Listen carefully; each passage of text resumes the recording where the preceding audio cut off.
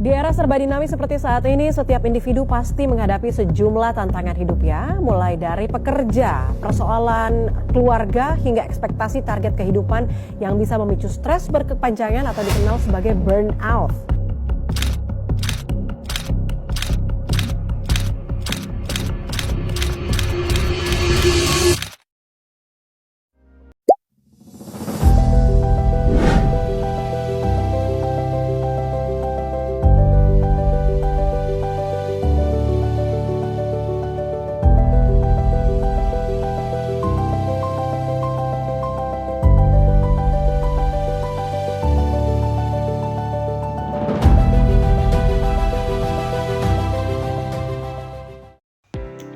Halo teman-teman, pernahkah kalian merasa tugas kuliah menumpuk, deadline datang bersamaan, organisasi padat, dan waktu istirahat semakin berkurang? Jika pernah, maka kalian tidak sendirian. Banyak mahasiswa mengalami kondisi tersebut dan merasakan stres dalam kehidupan perkuliahan. Jadi, pada video kali ini, kami akan membahas mengenai manajemen stres mahasiswa, mulai dari pengertian stres, penyebabnya, dampaknya, hingga cara mengelolanya agar tidak mengganggu kesehatan maupun prestasi akademik. Selanjutnya, saya akan menjelaskan pengertian dan penyebab stres. Nah, sebenarnya stres itu apa sih?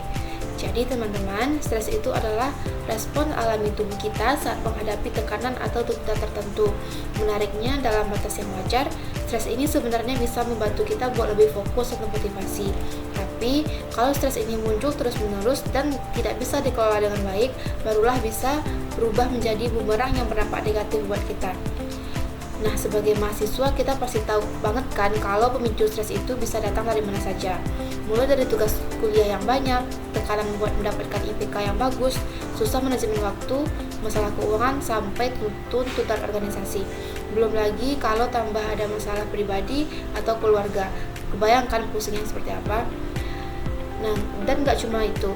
Di era digital sekarang, perkembangan teknologi juga punya andil loh. Sadar atau enggaknya, media sosial bikin kita gampang banget buat membandingkan diri sama pencapaian orang lain. Pas lagi capek-capeknya nugas, lihat story teman yang kayaknya hidupnya lancar-lancar aja. Nah, hal-hal seperti ini yang tanpa kita sadar meningkatkan tekanan psikologis kita sebagai mahasiswa.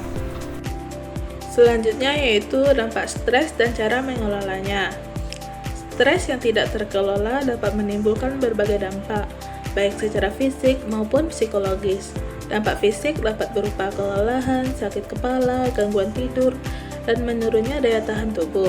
Sementara itu, dampak psikologis dapat berupa kecemasan, sulit berkonsentrasi, mudah marah, hingga menurunnya motivasi belajar. Untuk mengelola stres, mahasiswa dapat melakukan beberapa langkah sederhana. Pertama, membuat jadwal dan menentukan prioritas tugas. Kedua, menjaga pola tidur yang cukup. Ketiga, berolahraga atau melakukan aktivitas yang disukai. Keempat, berbagi cerita kepada teman, keluarga, atau dosen pembimbing. Dan yang terakhir, mencari bantuan profesional apabila stres yang kita rasakan itu sudah mengganggu aktivitas sehari-hari. Dari pembahasan tadi, kita dapat memahami bahwa stres merupakan hal yang wajar dialami mahasiswa. Namun, stres perlu dikelola dengan baik agar tidak berdampak buruk pada kesehatan dan proses belajar.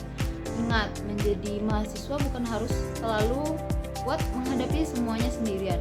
Mengenali kondisi diri dan mencari bantuan ketika diperlukan merupakan langkah yang bijak dalam menjaga kesehatan mental.